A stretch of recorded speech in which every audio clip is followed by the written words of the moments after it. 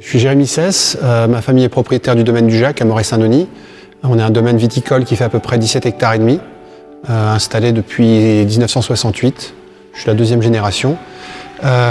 Et mon père avait construit une cuverie en 1968 qui commençait à dater, qui était d'une part un peu étroite pour nous, qui était un peu juste sur le plan confort de travail, sécurité. Donc soit il fallait la remettre à neuf et on ne peut pas trop pousser les murs sur ces choses-là, soit il fallait construire un nouveau bâtiment. Donc on s'est tourné vers Asca, qu'on connaissait par personne interposée, et puis on aimait bien leur vision durabilité, faible impact écologique et volonté d'utiliser des choses qui soient moins énergivores, plus renouvelables. Et donc on a commencé à travailler sur ce projet. Alors on a eu un petit peu des difficultés, trouver des parcelles et un emplacement pour un empiètement suffisant dans les villages de la côte, c'est pas facile. On a eu la chance d'avoir une voisine qui cherchait à déménager, à vendre, et donc on a pu trouver une parcelle qui était à côté du domaine, enfin qui était parfaitement adaptée à notre projet. C'était un projet de plusieurs années, hein, ça a vraiment pris du temps. Donc le bâtiment lui-même dans lequel on est assis sur une cave, et par contre toutes les parties hors sol sont en bois.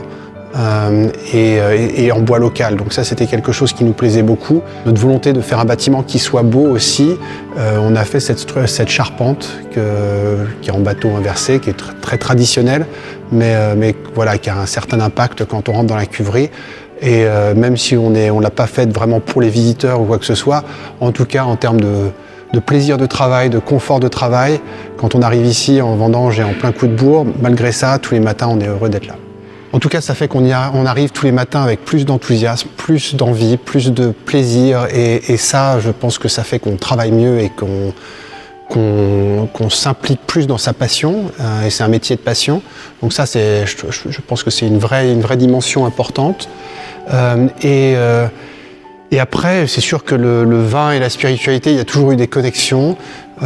Et on ne voulait pas faire une église ou une cathédrale au vin ou quoi que ce soit, mais en tout cas on voulait un lieu qui soit beau parce que l'esthétique est quelque chose qui est important. Voilà, on essaye de faire des produits qui soient bons, il y a besoin d'avoir un sens esthétique dans la production du vin, et dans ce sens-là aussi, des bâtiments qui nous entourent, pour moi c'est important aussi. Donc Emmanuel Dupont, je suis architecte, donc co-gérant de l'atelier Zéro Carbone Architecte à Asca. On est à Nuits-Saint-Georges, ça fait maintenant une petite quinzaine d'années qu'on fait beaucoup de bâtiments viticoles comme celui-ci. Donc le domaine du Jacques nous a commandé cette cuverie il y a maintenant 6 ans à peu près. Ça a été un long travail, ça correspond à peu près au changement de génération. Et donc en fait ce bâtiment c'est un peu la représentation de ce changement de génération et donc du futur du domaine du Jacques. Ça a été beaucoup de réunions pendant 2-3 ans pour essayer de trouver le bon process. La deuxième particularité du terrain, c'est que, comme l'a dit Jérémy, on était sur des parcelles qui étaient un peu morcelées et où il a fallu démolir 2-3 maisons et essayer d'insérer donc cette cuverie qui est quand même assez importante. C'est 600 mètres carrés de cave, 600 mètres carrés de cuverie en tant que telle avec les cuves et puis 200 mètres carrés à peu près de bureaux. Donc c'est un élément assez imposant, surtout pour un petit village comme Moret-Saint-Denis. On est là à l'entrée de Moret-Saint-Denis, donc c'est l'un des premiers bâtiments qu'on voit en sortant de la Nationale.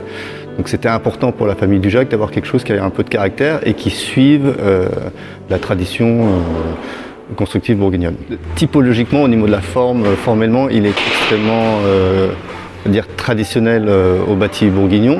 C'est un 2 pans assez imposant quand même, avec un enduit à la chaux extérieure. La particularité, c'est que c'est donc son infrastructure, la partie supérieure, c'est du caisson paille compressé avec de la volige de chaque côté.